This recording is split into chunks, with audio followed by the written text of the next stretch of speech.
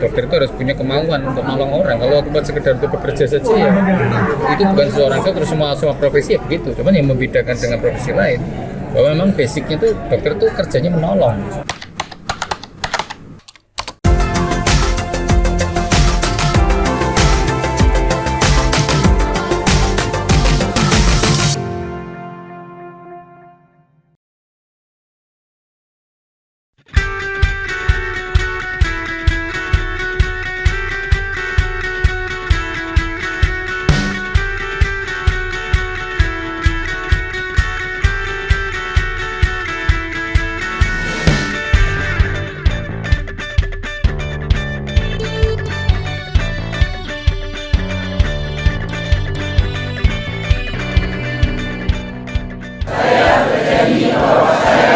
Satu, akan menjalankan kewajiban saya sebagai pengurus ID Cabang Kudus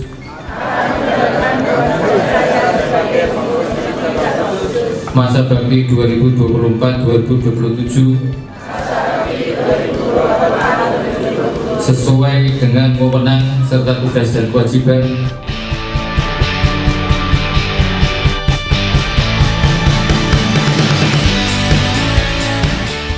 mengucapkan selamat ya atas pelantikan di Kabupaten Kudus. Kalau tidak salah satu periode 3 tahun, berarti ini tahun 2024 sampai 2027 dan dikomandoi oleh Dr. Wahyu tadi ya. Satu, ini tentu penyegaran organisasi gitu, karena tentu dalam setiap perkumpulan apapun pasti akan ada penyegaran organisasi, dan alhamdulillah Kabupaten Kudus sudah melakukan ini di konteks dunia medisnya. Nah, ada 3 hal saya kira yang saya ingin titip pesan kepada teman-teman ID. Yang pertama adalah persoalan saya lebih suka menyebutnya growth mindset gitu ya. Saya lebih suka menyebutnya growth mindset. Bagaimana kemudian dari cara pandang, kemudian kompetensi sumber daya manusia, terus kemudian fast respon terhadap penyakit atau gejala baru yang kemudian terjadi, itu betul-betul dijadikan salah satu pegangan growth mindset dari tenaga medis untuk terus-menerus selalu berkembang ke depan. Kemudian yang kedua adalah adaptasi dengan teknologi terbaru. Kita sama-sama tahu masyarakat hari ini hanya ada 2 yang mereka akan berani bayar mahal. Yang pertama adalah dunia kesehatan, yang kedua adalah dunia pendidikan. Mereka akan rela invest berapapun asal 2 hal itu kemudian bisa dicapai. Dan titik temu di antara 2 hal itu yang hari ini betul-betul membersamai adalah perkembangan teknologi yang hadir. Sehingga saya harap para dokter, tenaga medis maupun rumah sakit di mana mereka beraktivitas selalu diadaptasikan dengan teknologi baru yang hadir. Contoh misalnya untuk USG. Dulu kita USG hanya cukup 2 dimensi, sekarang orang mintanya udah 4 dimensi, kan kira-kira gitu. Ini sekali lagi untuk memastikan kenyamanan layanan medis yang diberikan oleh rumah sakit atau para tenaga dokter itu. Yang ketiga tentu saja adalah menjadi sparring partner dari pemerintah dalam hal ini. Teman-teman ID untuk memberikan masukan, terutama berkaitan dengan regulasi dan tata kelola dunia kesehatan yang baik, entah itu di kabupaten konteks ini, atau mungkin di provinsi atau skala nasional. Nah, sehingga kalau ID ini betul-betul menjadi sparring partner yang strategis buat pemerintah, kebijakan-kebijakan yang akan lahir dalam konteks dunia kesehatan itu tidak terlepas dari realitas maupun implementasi yang selama ini mereka sudah lakukan sehari-hari.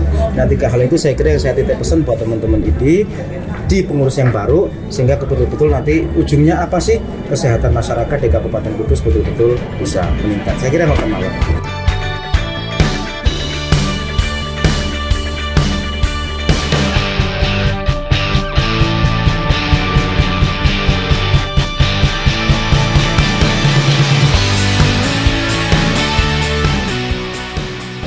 Memang kita fokus untuk pertama sebagai sebuah organisasi profesi, kita tentu fokus pada anggota kita terlebih dahulu.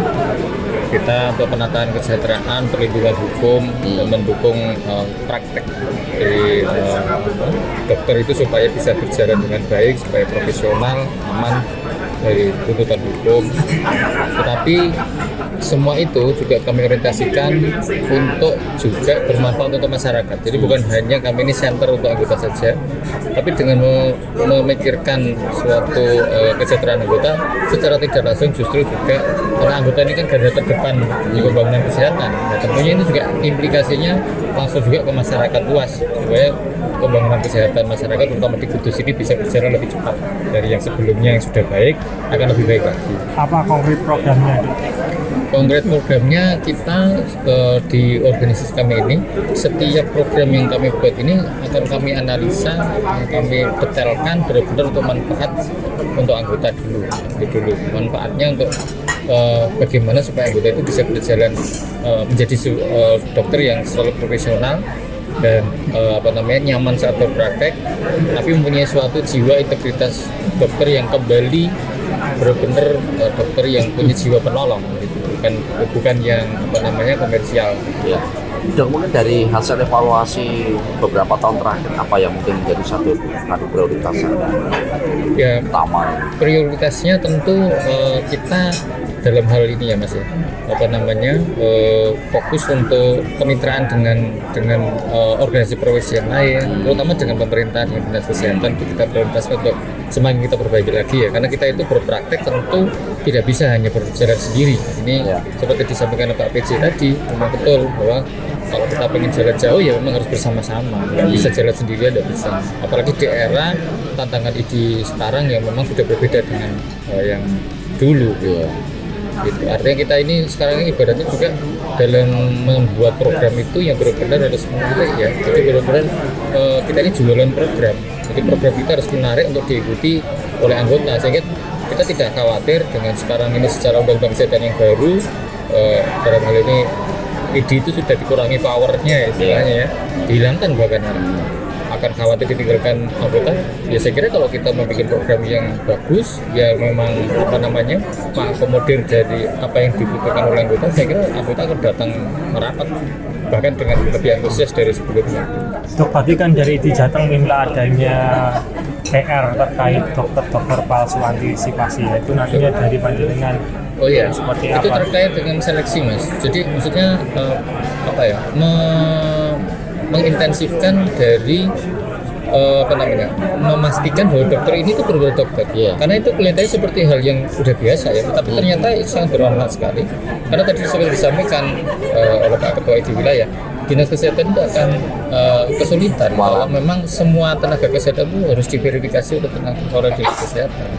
Tentu akan kita bantu dari ID, karena itu juga kepentingan kita sendiri bahwa berisi profesi ID ini harus berisi dokter-dokter yang betul-betul ya dokter beneran gitu ya, yang beneran dan profesional gitu kan. Makanya ada namanya KRIP tadi, jadi semacam seleksi, semacam verifikasi dari setiap anggota ID yang baru itu benar-benar dipastikan seorang ID dokter yang betul ya, yang memang sah sebagai seorang dokter, dan ini itu akan membantu dari pemerintah untuk supaya dokter yang berpraktek di Kabupaten Kudus ini benar dokter yang beneran. Randi seperti apa nantinya dokter? Ya itu sebenarnya sudah berjalan, namun kita akan semakin intensifkan pelaksanaannya supaya itu sudah berjalan selama ini, itu sudah berjalan seperti itu. Tapi akan kita lebih kita optimalkan lagi proses-prosesnya supaya lebih hati-hati lagi. Ada temuan nggak tuh tutup langsung? Itu sama, insya Allah. Kemarin itu di Cilacap ya, kalau di Kudus insya Allah. Tapi sebenarnya kalau melihat dari yang potensi yang muncul itu sebenarnya sangat besar kalau kita nggak lakukan itu. Sekarang dengan mudahnya orang itu bikin ijazah palsu itu kan mudah. Dokter yang benar-benar dokter itu harus punya apa aja dok mungkin? Ya tentu harus punya dua saja yang gampang, kemauan dan kemampuan. Itu aja. Jadi kemauan untuk menolong orang itu satu, dasarnya itu. Dokter itu harus punya kemauan untuk menolong orang. Kalau cuma sekedar untuk bekerja saja ya itu bukan seorang dokter, semua profesi ya begitu. Cuman yang membedakan dengan profesi lain bahwa memang basicnya itu dokter itu kerjanya menolong, bukan kerja mencari uang, bukan. STR dan SCP juga tuh? Ya itu kemauannya. Nah sekarang terkait dengan itu kemampuan. Jadi harus selain pengen menolong, memang seorang dokter pengen menolong, tapi dia punya kemampuan yang minimal standar yang tercukupi untuk menjadi dokter yang mampu secara akademik, memang punya profesionalitas untuk itu, untuk menangani pasien dengan benar.